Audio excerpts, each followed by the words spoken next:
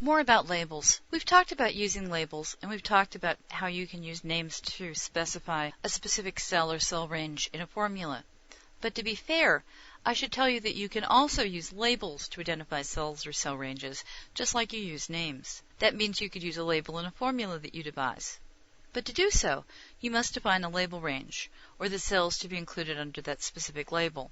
To do this, you're going to need to select the cell or the range of cells that you want to label. For this purpose, you can make it an individual cell. You can make it a group of contiguous cells, meaning cells that are all grouped together in a specific area.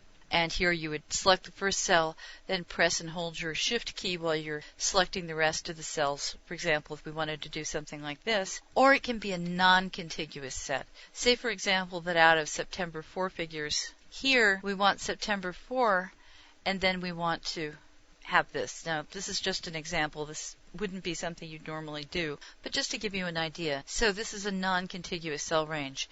And here I would select the first cell, then press and hold my Control key and select the second cell. Then you would go, click in the Insert menu to open it, select Name, and then select Label from the submenu. When the Label Ranges window opens, you'll see the label range provided here, and we're going to click Add. Now we're going to click OK. However, there's one more thing you need to know.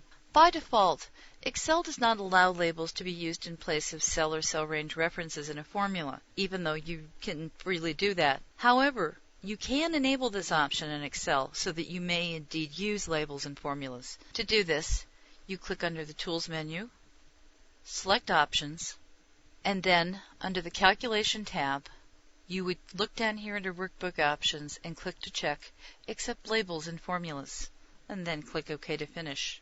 If you later want to remove a label range, you just repeat the steps above to open the Add Label Range dialog box. For example, we'd go here, we'd select Name, we'd select Label, and then we would get rid of this label range, and we'd click Remove. Now you'll notice that it's gone. And then click OK to finish. Now let's look at cells and cell ranges in just a bit more detail.